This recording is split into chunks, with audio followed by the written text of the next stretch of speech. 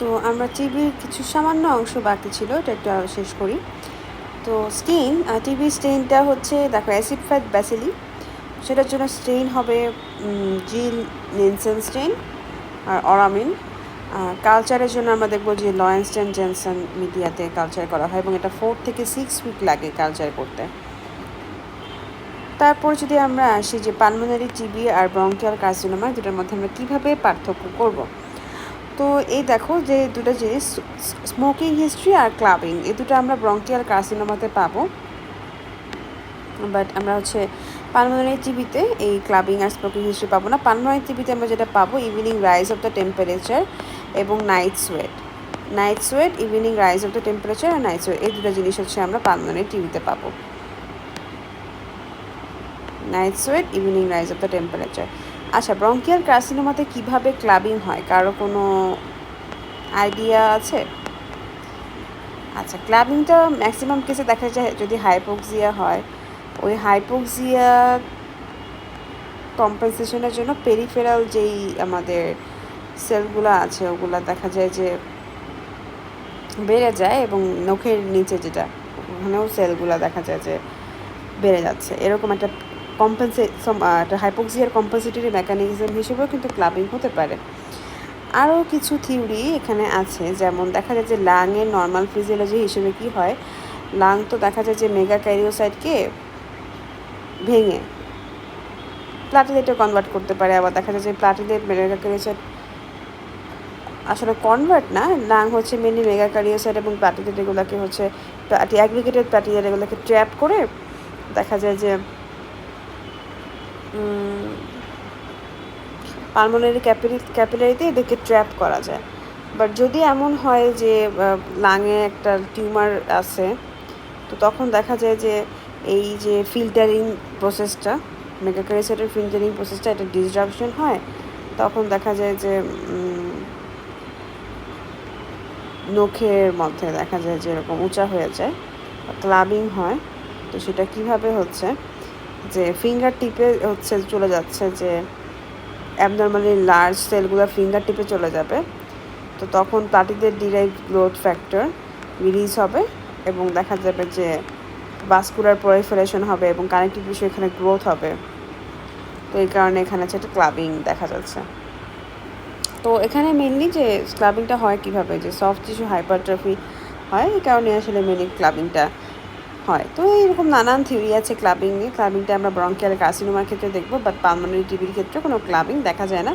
অনেকে বলে যে লেট স্টেজে হাইপোক্সিয়া যদি অনেক বেশি ডেভেলপ করে তখন হালকা পাতলা হতে পারে, বাট মেনলি ব্রঙ্কিয়াল কার্সিনোমার জন্যই।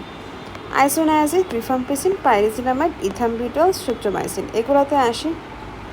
আইসোনায়াজিডে আমরা মেনলি হচ্ছে মেইনটা মনে রাখবো, যে ম্যাক্সিমাম কেসে আমরা হেপাটাইটিস মনে রাখবো, আর আইসোনায়াজিডের জন্য পেরিফেরাল নিউরোপ্যাথি, রেট্রোবালভুলার নিউরোটিস, ইথাম্বিউটলের জন্য স্ট্রেপ্টোমাইসিন হচ্ছে 8 নার্ভ ড্যামেজ, যেখানে হচ্ছে তোমার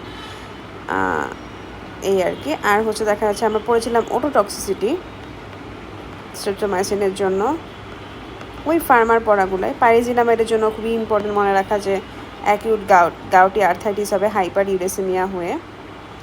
তারপর এই যেখানে ডোজগুলো, আইসোনায়াজিডের daily dose rifampicin, ethambutol, pyrazinamide, streptomycin. Isoniazid 5 milligram per KG, rifampicin 10 milligram per KG, দুটো মিলিয়ে 15, তার সাথে 5 যোগ করে হচ্ছে 20।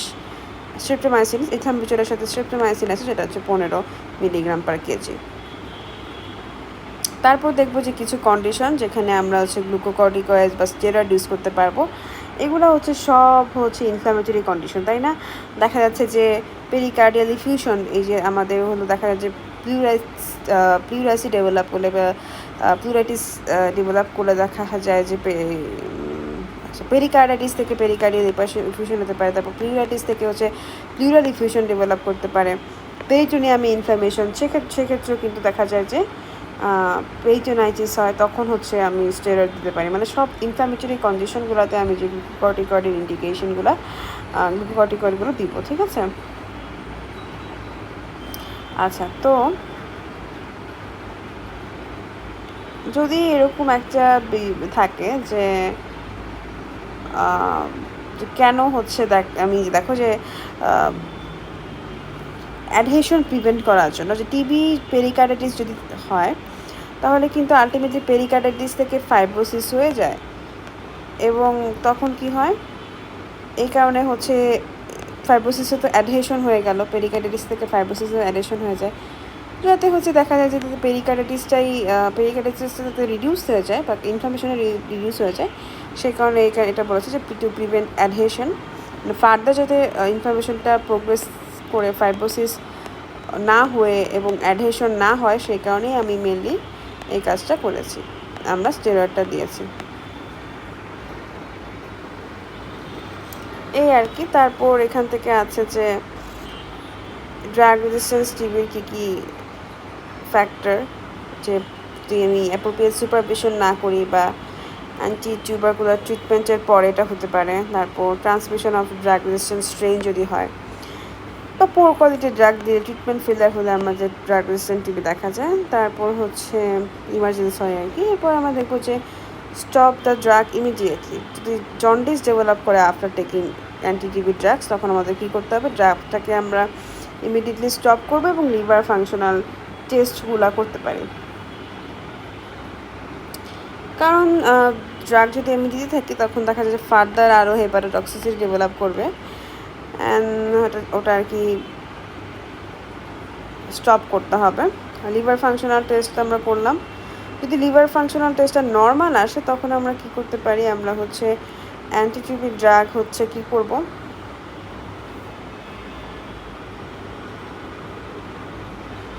আমরা হলো এটা কেয়ারফুলি রিইন্ট্রোডিউস করতে হবে। একটা লিস্ট হেপাটোটক্সিক ড্রাগ দিয়ে আমাদের ফার্স্টে কেয়ারফুলি ইন্ট্রোডিউস করতে হবে, লো ডোজে আমাদের হচ্ছে একদম ইন্ট্রোডিউসটা করতে হবে লো ডোজে, এবং গ্র্যাজুয়ালি আস্তে আস্তে ডোজটা বাড়াতে হবে, তারপরে কি আমাদের ড্রাগের কম্বিনেশনটা দিতে হবে। তো এই ছিল মেনলি যে প্রত্যেকটা, যে জন্ডিস ডেভেলপ হলে অ্যান্টিটিবি ড্রাগে সেক্ষেত্রে আমরা কী করব। তো এই ছিল মোটামুটি টিবি, বাকিটা এই তো এই পোর্শনটা একটু বাকি ছিল, পার্ট 1-এ বাকি সব কিছু দেওয়া আছে। এই তো, ধন্যবাদ সবাইকে।